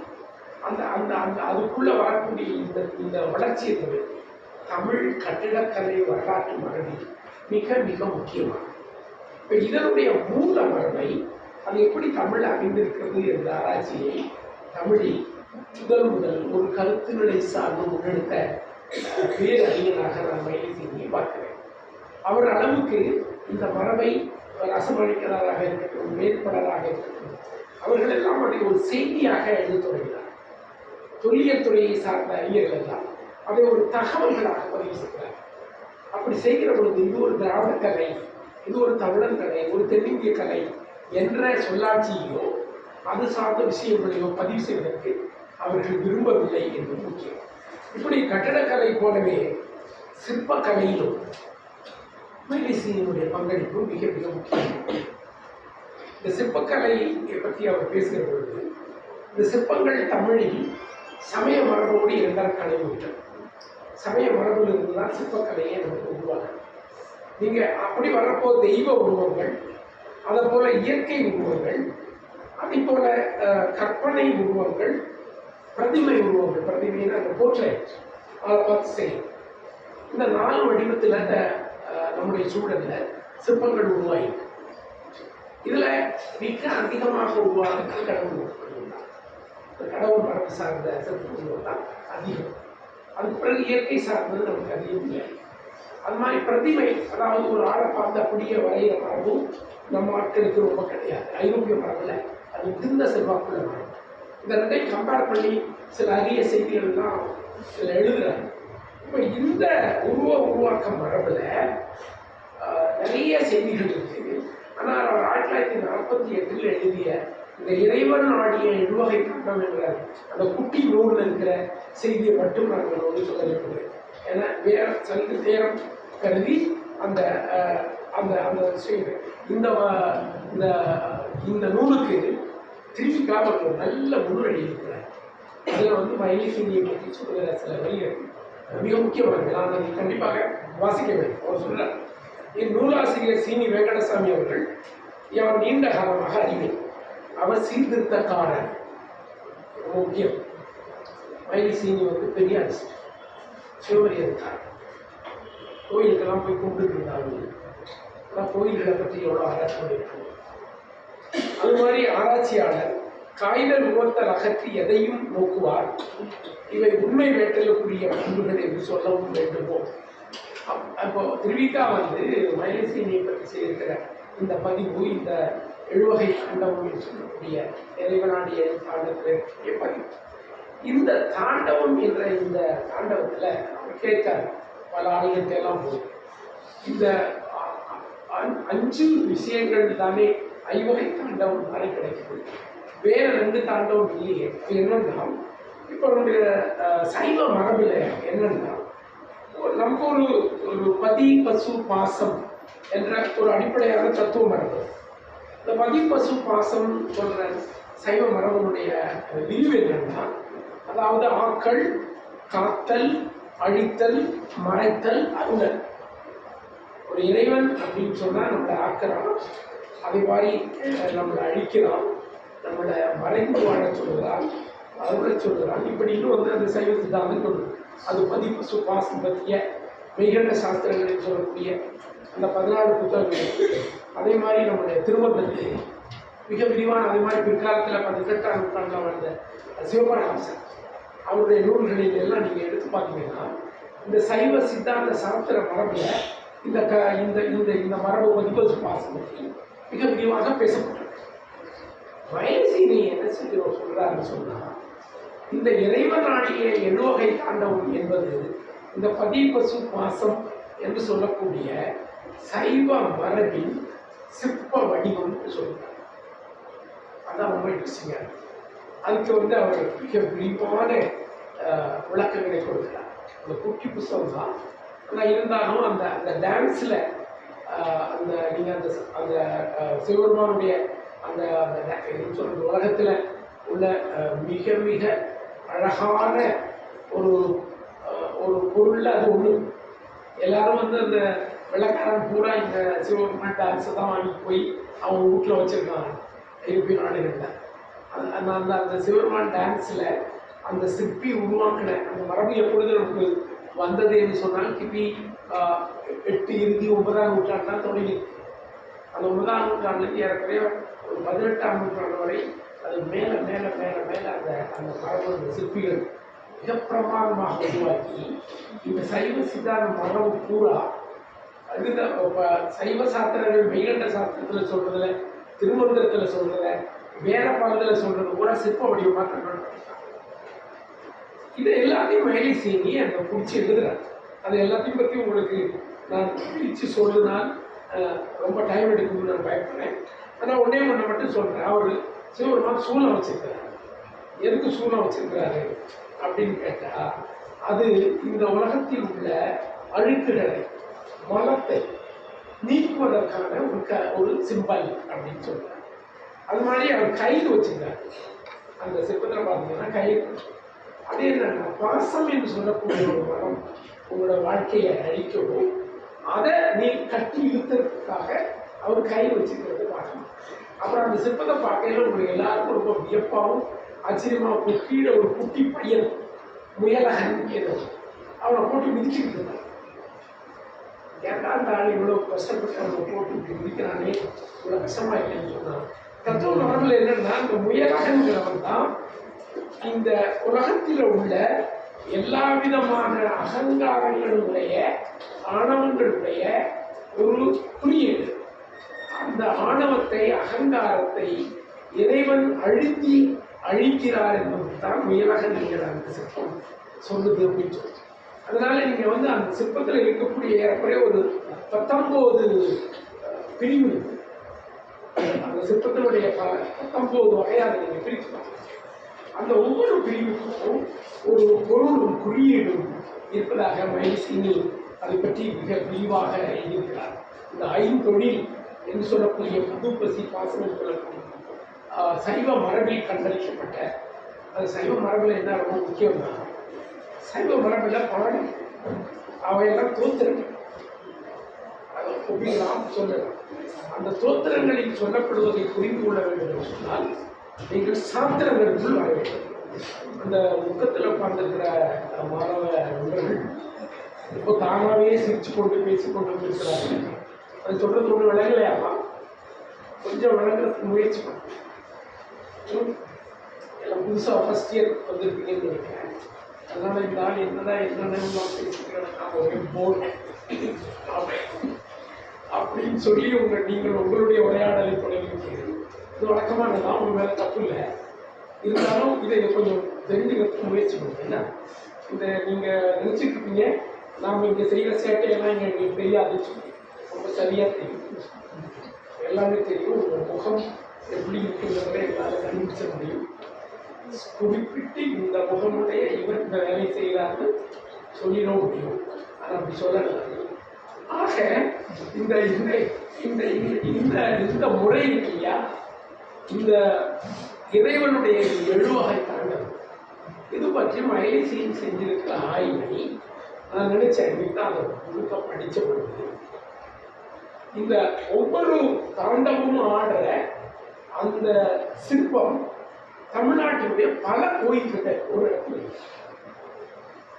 இப்போ இந்த ஒவ்வொரு தாண்டவத்திற்குமான அந்த அந்த வரையறைகளை எடுத்துட்டு போய் அந்த கோயில்ல அந்த சிற்பத்தை போட்டோ பிடிக்க அளவு மாட்டாங்க. இந்து அறநிலையத்துறையில பர்மிஷன் வாங்கி அதை டாக்குமெண்ட் பண்ணி அதை அந்த உண்மையை எடுத்துட்டு வந்து அதை எல்லாத்தையும் பெருசாக போட்டு இந்த விளக்கங்களை அதோடு சேர்த்து அதில் திருமந்திரம் என்ன சொல்றது, சைவ வைகண்ட சாஸ்திரத்தில் என்ன பேசுறது, இந்த மரபை நாம் எப்படி புரிகிறது என்ற ஒரு மிக பிரமாதமான டாக்குமெண்டேஷனை மைலேசியினுடைய குட்டி புத்தகத்தை வச்சு செய்யலாம். அவரும் அவர் காலத்தில் ரொம்ப முயற்சி பண்ணி எந்தெந்த ஊர்ல இந்த கோயில் இந்த ஊர் குறிப்பிட்ட சிற்பம் எடுத்து சொல்லியிருக்காங்க. அது அவருக்கு கிடைச்சத நம்முடைய பிரெஞ்சு இன்ஸ்டியூட்ல சில ஸ்கல்ப்சர்ஸ் கிடைச்சிருக்காங்க. அந்த ஸ்கல்ப்சர்ஸையும் அதில் அவர் பப்ளிஷ் பண்ணியிருக்காங்க, முழுசா பண்ணல. ஆனால் அதுக்குள்ள அவர் ஒரு பாவம், அவருக்கு கிடைச்சதுல ஒரு பின்னணி கொடுத்துருக்கிறார். ஆனால் இது ஒரு மிகப்பெரிய டாக்குமெண்டேஷனாக ஒரு தமிழ் மரபில், திராவிட கட்டடக்கலை உருவாகிற மரபில், திராவிட சிற்பக்கலை மரபில் இப்படி ஒரு மெய்கண்ட சாஸ்திரங்கள், திருமந்திரங்கள் போன்றவற்றில் பேசப்படுகிற செய்திகளை, தத்துவ செய்திகளை ஒரு சிற்ப மரபாக தமிழர்கள் எப்படி உருவாக்கி அது நடராஜர் சிற்பமாக கட்டமைத்திருக்கிறார்கள். அது உலகில் ஒரு மிகப்பெரிய சிற்ப மரபாக இன்றைக்கு பேசப்படுகிறது என்பதை நாம் புரிந்து கொள்வதற்கு மைலிசீனியினுடைய இந்த குட்டி புஸ்தகம் ஒரு மிக பிரமாதமாக டாக்குமெண்ட். அந்த வகையில் அந்த மனுஷன் எழுதியிருக்கிற அந்த கலை வரலாறு என்பது சாதாரண விஷயம் இல்லை. இதே போல நான் முன்னாடி ஒரு செய்தியை சொன்னேன். மகாபலிபுரத்தில் அர்ச்சுனன் தபஸ் பார்த்துப்பீங்க எல்லாரும். மகாபலிபுரம் போய் உடனடியாக எல்லோரும் பார்க்கறது அந்த அர்ச்சுனன் தபஸ் தான். ஏன்னா அது ஓப்பனாக இருக்கு, இருக்கிறத நின்று பார்க்க முடியும். அது பக்கத்தில் ஒரு குரங்கு உட்காந்துட்டு அந்த அதனால அந்த குரங்கு தேன் பார்க்குற அட்ராக்ஷன் ரொம்ப அதிகமாக இருக்கிறதுனால பக்கத்தில் இருக்கிற அப்புறம் ஒரு கங்கை கொட்டுறது மாதிரி அதில் நிறைய சிற்பங்கள் இருக்கிறது மாதிரியான விஷயங்கள் ஆயிடுச்சு. இந்த காலை தூக்கி கொண்டு நிற்கிற ஒரு சிற்பம் அங்கே இருக்கிறதுனால நம்மளால எல்லாம் என்ன சொல்லிட்டான், அது மகாபாரதத்தில் இருக்கிற அர்ஜுனன் தவம் செய்கிற சிவபெருமானை நோக்கி தவம் செய்கிற ஒரு காட்சி அப்படின்னு நினைத்தான். இன்னொரு விளக்காரம் தான். அவன் வந்து இந்த ராமாயணத்துல பாலகாண்ட புத்தியில இருக்கிற பகீரதன் செய்கிற தவம்னு அவன் எழுதிவிட்டான். ஆனால் இந்த இரண்டும் இல்லை. இது ஒரு ஜைன சிற்பம். இந்த அதாவது சகர சாகரர்கள் அப்படிங்கிற ஒரு ஜைன மரபை சார்ந்தவர்கள் அவங்க சார்ந்த விஷயங்கள் எல்லாம் பேசுகிற ஒரு சிற்பம். அது அதை எந்த ஆதாரத்தில் சொல்றாருன்னா அங்க இருக்கிற கல்வெட்டே அது சொல்லி. அப்புறம் இந்த சகர சாகரர்கள் பற்றி அஜிநாதர் புராணம்னு சமணத்தில் ஒரு புத்தகம். அந்த புத்தகத்துல என்னென்ன விஷயங்கள் எல்லாம் சொல்றானோ, அதுல யாராவது உருவங்கள் பற்றி சொல்றானோ, என்ன கதை சொல்றானோ, அது எல்லாம் இந்த இந்த சிற்பத்துல பதியப்பட்டு எழுதப்படும். எனவே நண்பர்களே, அதை தயவு செய்து அர்ஜுனன் தபசு பகீரதன் தபசு சொல்லாதீங்க. அது வந்து ஒரு ஜைன கதை மரபை அடிப்படையாக கொண்ட ஒரு சிற்பம். அதுக்கு அவருடைய ஆர்குமெண்ட், அந்த பல்லவர் காலத்தில் அவங்க நிறைய பேர் சமணர்கள் தான். அவன் பேசுறது கூட சமணம். பக்தவதாச பிரகாசம் என்று எழுதிய மகேந்திரவர்மன் வந்து ஒரு சமணன். அவன் காலத்தில் சமண மதத்துக்கான செய்த குடவரை கோயில்கள் என்பது நிறையா. நம்ம பயிர்கள் பின்னாடி என்ன பண்ணிட்டாங்கன்னா, இந்த குடவரை கோயில்களில் இருந்த சமண தீர்த்தங்கரெல்லாம் தூக்கி உள்ள போட்டு உள்ள இங்கே பிள்ளையாரு ஊரில் இதெல்லாம் உள்ள வளர்த்திட்டான். அது வந்து ஒரு 7ஆம் நூற்றாண்டிலிருந்து இந்த கதை நடத்திக்கிட்டே இருக்கு. பெரிய கோயிலில் கூட தூக்கி வச்சுருக்காங்க, அப்படி சின்ன கோயில்லையும் வச்சுட்டாங்க. அந்த இப்படி இப்படி மாற்றியது பற்றி, இதில் உள்ள இந்த அரசியல்லாம் பற்றி சீனி ரொம்ப நகைச்சுவையா ரொம்ப ரொம்ப விஷயமா நிறைய இடங்கள்ல எழுதியிருக்கிறார். மகேந்திரவர்மன் பற்றி எழுதியிருக்கிற புத்தகத்தில் திருவாரூரில் இருக்கக்கூடிய ஒரு கிளி ஒரு பாட்டு பாடுறதாக யாரோ ஒரு ஆள் ஒரு தனிப்பாடல் எழுதி வச்சு போயிட்டான். அந்த கிளி என்ன சொல்லுதுன்னா, அந்த பாட்டில் எப்பா அந்த ஒருத்த பேரை சொல்லி அவன் முன்னாடி 2 சிற்பத்தை தான் திருடிட்டு போனான். இப்போ இருக்கிறானே இவன் அங்கே இருக்கிற நிறைய சிற்பத்தை திருடிட்டு போயிட்டான். இப்படி சிற்பம் திருடுறதே இவங்களோட குழப்பா இருக்குன்னு ஒரு தனிப்பாட்டு. அப்போ இந்த கோயிலில் இந்த சிற்பம் திருடுறது, அடிக்கிறது, இதெல்லாம் 7ஆம் நூற்றாண்டுலேருந்தே தொடங்கிச்சு. அதுக்கு பிறகு அதுக்குள்ள மாத்துறது, கொள்றது எல்லாம் ரொம்ப பழசு. இந்த பின்னாடி எங்கள் ஊர்ல எல்லாம் நான் சின்ன பையனாக இருக்கும்போது இந்த டிஎம்கே பெரியார் இந்த மூவ்மெண்ட்லாம் ஸ்ட்ராங்காக வந்த உடனே யூத்துக்கள் செஞ்ச ஒரு மிக முக்கியமான வேலை என்ன தெரியுமா? இருக்கிற கோயிலில் நல்ல மாதிரி அந்த பஞ்சலோகத்தில் செஞ்ச வேற வடிவத்தில் செய்யலாம் தூக்கடிச்சு விட்டுட்டாங்க. அது இப்போ தான் கொஞ்சம் அதில் வந்து கான்சியஸ் ஆகி இந்த அறநிலையத்துறையில் சிக்கல் பண்ணி எல்லாம் கனெக்ட் பண்ணி வச்சுருக்காங்க. ஆனால் ஆயிரக்கணக்கானவை அப்படி ஒரு பெரிய மூமெண்ட் நல்ல விஷயமா கெட்ட விஷயமா அது வேற. கலை பாதுகாப்பு அது சம்பந்தப்பட்ட கண்ணோட்டத்தில் பார்த்தோம்னா அது தப்பு. சாமி ஒரு லட்சக்கணக்கான கோடிக்கணக்கான மதிப்புள்ளதை ஒரு இடத்துல போட்டு கட்டி மூடி வச்சுக்கிறத விட அது பணமாகிறது நல்ல விஷயம் தானே. அப்படியான விஷயங்களை பார்க்கறது கொள்றது இப்படிங்கிற விஷயம் வேற. இப்போ இந்த 2 விஷயங்கள் எல்லாம் தமிழ் சூழல் எப்படி நடந்துச்சு, எக்கச்சக்கமான நல்ல கதைகள். இப்போ மயிலசீனி வந்து இந்த விஷயங்கள் எல்லாம் பற்றி நிறைய எழுதிட்டார்.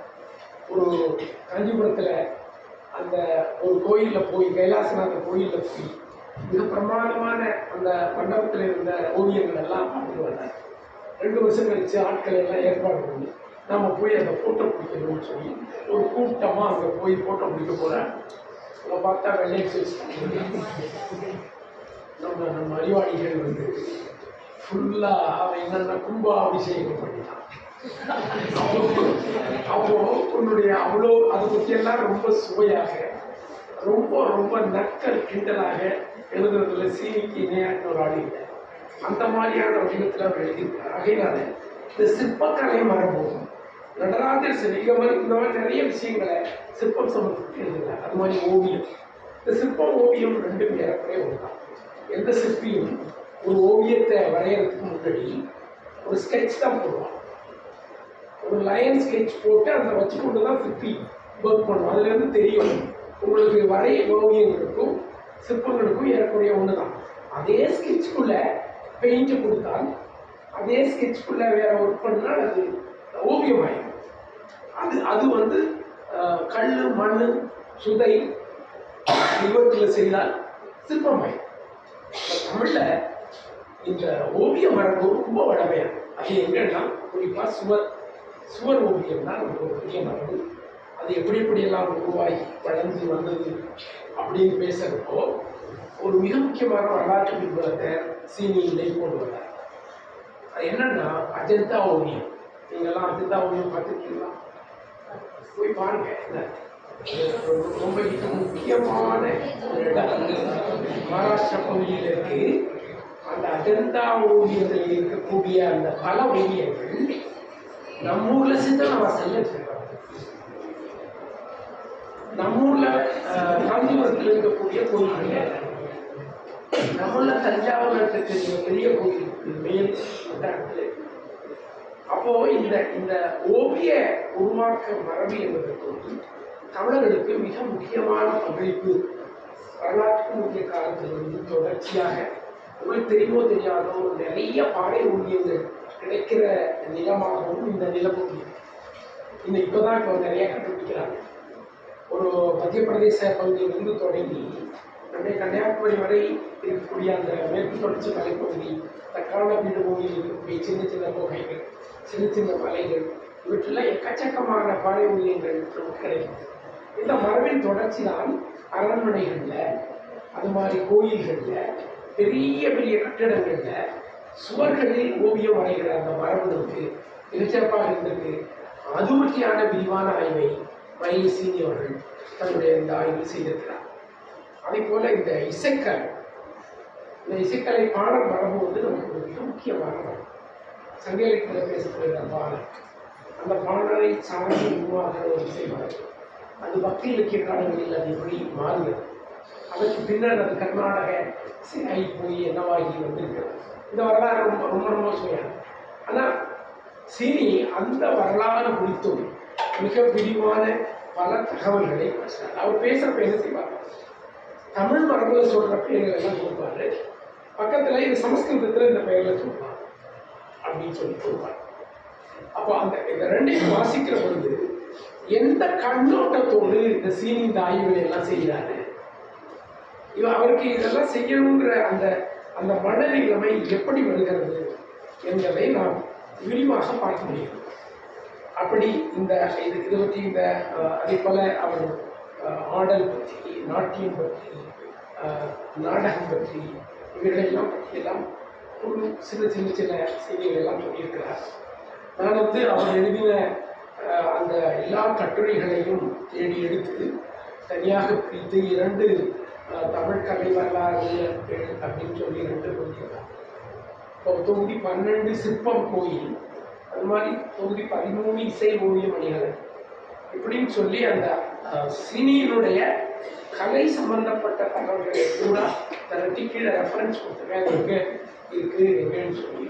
இது எல்லாத்தையும் ஒட்டுமொத்தமாக வச்சு பார்க்குற பொழுதுதான் மயிலை சீனிங்கிற நபர் ஏதோ சமயங்களை பற்றி ஆராய்ச்சி செய்த ஆளு, வரலாறு பற்றி ஆராய்ச்சி செய்த ஆளு என்கிற மரபில் கலைகளை பற்றி ஆராய்ச்சியில் எனக்கு தெரிந்தவரை தமிழ்நாட்டில் வேறு யாரும் செய்திருக்கிறார்களா, இந்த அளவுக்கு ஈடுபாட்டோடு செய்திருக்கிறார்களா என்று எனக்கு புரியவில்லை.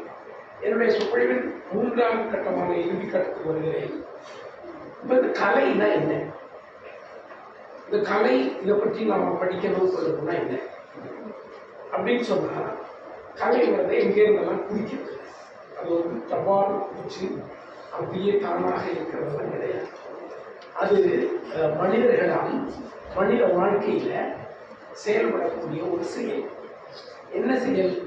மனிதர்களுக்கு இந்த சமகால வாழ்க்கையில் வாழ்றப்ப உங்களை நேரடியாக எதிர்கொள்கிற ஒரு விஷயம் இந்த இயற்கை நிகழ்வு தான். ரொம்ப பேர் கோயிலுக்கு போனீங்களே, எது போறீங்க, கோயில் ரொம்ப கும்பிடுறீங்களே, கும்பிடுறீங்க. அதிகபட்சம் பெண் பிள்ளைகள் இந்த வயதில் இருக்கக்கூடியவர்கள் கோயிலுக்கு போகிறதுடைய முக்கியமான காரணம் என்ன? உங்களுக்கு தெரிஞ்சிச்சு காரணம் என்னங்கிறத நான் சொல்லவே வேண்டியதில்லை. இருந்தாலும் தெரியாதவங்களுக்காக சொல்கிறேன். எனக்கு சீக்கிரம் கல்யாணம், எனக்கு வர்றவன் திருட்டு பயலாக இருக்கக்கூடாது. இது வந்து நீங்கள் சில கோயில்கள் என்ன செய்வாங்கன்னா, ஒரு சின்ன ஒரு மரம் இருக்குல்ல, அதை ஒரு சின்ன சீட்டில் எழுதி அதை சுருட்டி அந்த மரத்தில் நூல் வச்சு கட்டிட்டு வருவாங்க. நான் வந்து யாழ்ப்பாணத்துக்கு போனேன். அங்கே நம்முடைய தலைவர் பிரபாகரன் இருக்கார்ல, அவருடைய குலதெய்வம் முருகன். அந்த கோயில் போய் பார்த்தேன். அதுக்கு பின்னாடி ஒரு மரத்தில் எக்கச்சக்கமான சீட்டு தொங்கிட்டு, அது அதை வந்து ரொம்ப பக்திமானாக இருந்தால், ஈடுபாடாக இருந்தால், ஐயோ அதை போய் தொடக்கூடாது இருக்கக்கூடாது. நம்ம புத்தி அதை இன்டென்ஷன் சும்மா ஒரு 2-3 சீட்டை கிளட்டி என்னதான் எழுதி வச்சுக்கிறாங்க உள்ளுக்குன்னு எடுத்து பார்த்தேன். நான் சொன்னேன் அதான் இருந்துச்சு. அதை வச்சுதான் நான் உங்கள்கிட்ட இது சொல்றேன். அப்போ இந்த மனிதர்கள் என்பவர்கள் தாங்கள் வளமாக வாழ வேண்டும். ஃபெர்டிலிட்டி, இந்த வள மரபுக்கு அவர்களுக்கு ஒரு நம்பிக்கை வேண்டும். அந்த நம்பிக்கைக்கு ஒரு சடங்கு செய்ய வேண்டும். அந்த சடங்கு செய்கிற வடிவங்கள் தான் கலை. என்னுடைய வயலில் நல்லா நெல் விளையணும்னா அவங்க கொண்ட வச்சு பறைய வச்சு அடிக்கணும். அந்த ஆப்பிரிக்க இனங்கள் எல்லாம் உருளைக்கிழங்கு போடுறதுக்கு முன்னாடி ஒரு பெரிய டான்ஸ் ஆடி இசைக்கருவிகள்லாம் இசைச்சு தான் உருளைக்கிழங்கு போடுவாங்க. நம்ம ஊரில் நல்லேர் போடுதல் தெரியுமா? ஒரு நாளைக்கு வந்து அன்னைக்கு தான் நல்ல ஏறாது, பாக்கி நாள்லாம் கெட்ட ஏறாது. அந்த அந்த ஏர் கலப்பையை எடுத்து கழுவி கொண்டு வச்சு அதை கொண்டு போய் சின்ன பசங்களை மூழ்கிக்கூடான்னு சொல்லுவாங்க. இதெல்லாம் உங்களுக்கு தெரியாதோ யாருக்குமே இருந்தாங்க. ஏன்னா அந்த கல்ச்சரே போயிடுச்சோன்னு நினைக்கிறேன். Almost out. வருடப்பரப்படை செய்வாங்க. வருடப்பரப்படைக்கு நம்ம அந்த நெல்லே கூட்டுதல்ங்கிற வகையில் வீட்டில் கலப்பை எடுத்து போய் கட்டிட்டு வயலில் உழுது அந்த சாமி கும்பிட்டு படையல் போட்டு அந்த கலப்பை தெரியுமா? அதனால அந்த அதில் உழுவுறதுங்கிறது ஒரு ஃபெர்டிலிட்டி கல்ச்சர். எங்கள் நிலம் நல்லா விளையணும், இது நல்லா வரும். இதுதான் மனிதனுடைய இந்த உணர்வுகள் இருக்கு இல்லையா, இந்த உணர்வுகளை அவன் நிகழ்த்தி காட்டுறான் இல்லையா, அந்த நிகழ்த்துறது தான் கலை. அவன் ஆடுற டான்ஸு, அவன் ஆடுற பாட்டு, அவன் செய்கிற மாஸ்க்கு, அவன் வந்து அவன் என்னென்ன விருப்பப்படுறானோ அது மாதிரி முகங்களை பண்ணிக்கலாம். அந்த முகங்களை பண்ணி வைக்கிறது, அவன் என்னென்ன வண்ணங்களோட அதை இருக்கணும்னு ஆசைப்படுறானோ அந்த வண்ணங்களை எல்லாம் போட்டு ஒரு கோலம் போடுறப்ப ஒரு பெண் பயன்படுத்துகிற வண்ணங்கள் இருந்து அவனுடைய சைக்காலஜியை ரீட் பண்ணிடலாம். அந்த அந்த அந்த வண்ணங்களுக்கு ஒரு மீனிங், ஒரு சிம்பல். அப்போ இந்த மாதிரி உருவாகிற கலை மரபு தான் மனித வாழ்க்கையின் முக்கியமானது. இப்படி உருவாகிற கலை மரபுக்கு ஒரு வளர்ச்சி உண்டு. ஒரு சாதாரண மக்களிடம் இருக்கக்கூடிய அந்த அந்த நாட்டார் மரபு என்று சொல்லக்கூடிய பகுதி அதே வளர்ச்சி அடைந்து புத்திசாலிகள், அறிவாளிகள் அதில் புதுசாக அதில் இன்வென்ஷன்லாம் கண்டுபிடிச்சு அதை மேலே வளர்த்தெடுக்கிற அந்த மரபாக வந்து ஃபைன் ஆர்ட்ஸ், ஒழுங்குபடுத்தப்பட்ட ஃபைன்கிற சொல்லிக்கிறதா, அதை செவ்வியல் கலை. நம்மால் சொல்லுவான் உடனே அந்த நட்டார் கலையெல்லாம் ரொம்ப மோசம், இந்த செவ்வியல் கலையெல்லாம் ரொம்ப மோசத்தின் அப்படின்னு தியரி ஃபார்ம் பண்ணி வச்சிருக்காங்க. அது ரொம்ப ரொம்ப ரொம்ப ரொம்ப அயோக்கியத்தனமாக. அது அந்த மாதிரியெல்லாம் ஒன்றும் கிடையாது. ஒவ்வொரு காலகட்டத்தில் ஒவ்வொரு சூழலில் அந்த வடிவம் வளர்ச்சி இருக்கிற ஒரு பண்பு வளர்ச்சி, அதற்குரிய பண்பு அந்தந்த காலத்தில் இருக்கும். இப்படி உருவாகிற இந்த கலை வடிவங்களை தான் நாம் நாட்டார் கலைகள், செவ்வியல் கலைகள் என்றெல்லாம் பேர் இருக்கிறோம். இந்த செவ்வியல் கலை அல்லது நுண்கலை என்று சொல்லக்கூடிய இந்த மரபில் தான் நான் பேசிய கட்டடக்கலை, சிற்பக்கலை, ஓவியக்கலை, இசைக்கலை, அரங்கக்கலை, இப்படி எல்லா விதமான கலைகளும், ஒப்பனை கலை எல்லாம் வரும். இந்த கலைகளை நாம் மனிதர்கள் வாழ்க்கையில் தான் பேசணும். அப்போ மயிலிசீனி என்ன பேசுகிறாருன்னா, தமிழன் திராவிடன் என்ற ஒரு மனிதர்களுக்குள்ள இந்த கலை வடிவம் இருக்குன்னு சொல்லி கண்டுபிடிச்சார். அவருடைய தியரி இது வந்து இந்த ஒரு பக்திமான் அல்லது வேற வடிவங்களில் செயல்படுகிறவங்க இந்த கலை வரலாற்றுக்கு கொடுக்கிற அந்த கண்ணோட்டத்தை இவர் முற்றுமுழுதாக ஒரு ரேஷனலாக பகுத்தறிவுபரமாக மாற்றி அதை இயற்கை வரலாற்று மரபோடு தன்னை இணைத்துக் கொண்டு ஒரு தமிழ் இனம், இந்த தேசிய இனம் இவர்கள் வாழ்ந்த சூழலில், இவர்கள் வாழ்ந்த நிலப்பகுதியில் இவர்களுக்கென உருவாகிய ஒரு வடிவம், அதுதான் தமிழர் கலை, அதுதான் திராவிட கலை. அந்த திராவிட மரபு என்பது இவ்வளவு வளமானது என்பதுதான் மயில்சீனியினுடைய அந்த பொசிஷன், அவருடைய கருத்து நிலை. வெறுமனே இந்த ஆய்வில் தனக்குன்னு ஒரு கருத்து இல்லாமல் அதை செய்யவே இல்லை. இந்த கருத்துக்களை ஒழுங்குபடுத்துகிற பொழுது ஆனைக்கோயில் எப்படி திராவிட மரபு வருது, சிவபெருமான் சிற்பம் எப்படி திராவிட மரபு வருது, மகாபலிபுரத்து சிற்பம் இப்படி ஏன் இருக்கு, இப்படின்னு நிறைய நிறைய நிறைய கேள்விகளை எழுப்பிக் கொண்டு அதற்கான ஒரு கதை வரலாறு எழுதுகிற முறையிலே அவர் கட்டமைப்பு தந்திருக்கிறார். மிக அழகாக கட்டமைப்பு தந்திருக்கிறார். நாம் அந்த மரபில் அதையெல்லாம் வாசிக்கணும், படிக்கணும். அப்படி படிக்கிற பொழுதுதான் ஒரு நாம் வாழ்கிற நிலம், இந்த நிலம் நம்முடைய மொழி, இதையெல்லாம் இந்த நிலத்தில் இருக்கிற இந்த மொழியை பேசுகிற நீங்க, இது இல்லாமல் அது இல்லாமல் நீங்கள், அது இல்லாமல் நீங்கள் என்று சொல்லக்கூடிய அல்லது நாம் என்று சொல்லக்கூடிய அல்லது நாங்கள் என்று சொல்லக்கூடிய அல்லது சமூகம் என்று சொல்லக்கூடிய ஒரு ஒரு ஒரு ஒரு பரிமாணத்தில் அடையாளம் அதற்குள் தான் இருக்கிறது. அதனுடைய அடையாளம் அப்படின்னு சொன்னால், நானும் தமிழன், நான் திராவிடன், நான் தமிழ் படிக்கிறேன் அப்படின்னு நீங்கள் ஒரு ஒரு வரியை சொல்லிட்டீங்கன்னா அது இதுக்குள்ளே இருந்து தான் வருது, அது தனியாக சொல்லலை. ஆகையினால் அப்படி உருவாகிற அந்த அந்த கலை வரலாற்றில் எழுதிய மரபை மயில்சீனி அவர்கள், நான் சொன்னதை போல 1943 தொடக்கம் 77 வரை எழுதிய அவருடைய நூல்களின் ஊடாக கட்டமைத்து உருவாக்கி தந்திருக்கிறார். இதை நாம் இப்போ விரிவாக விரித்து பேசுவோம். மயில்சீனியுடைய கலை வரலாறு எழுதிய முறை என்றே ஒரு தனியான ஒரு குழு நூல் மாதிரி நல்லா பெரிய நூலே எழுதலாம். நான் இந்த நேற்று காலை தொடங்கி இன்னைக்கு காலை 11 மணி வரை ஒரு வகையான அந்த புத்தகங்கள் அதையெல்லாம் எடுத்து வச்சுக்கொண்டு ஒரு மாதிரி ஒரு ரன் த்ரூ பண்ணிட்டு உங்கள்கிட்ட விட்டுருந்தவங்க இதோட போயிடும். இதுதான் என்ன பிரச்சனை. இதை உட்கார்ந்து ஒரு வடிவமைத்து எழுதினால் அது மயில்சீனி என்ற ஒரு பெரிய அறிஞனின் கலை வரலாறு எழுதிய முறை என்பதை நாம் புரிந்து கொள்ள முடியும். அதற்கான ஒரு முன் ஏற்பாடாக, ஒரு முன் அறிமுகமாக நான் இந்த செய்திகளை உங்களோடு பகிர்ந்து கொண்டேன். நன்றி, வணக்கம்.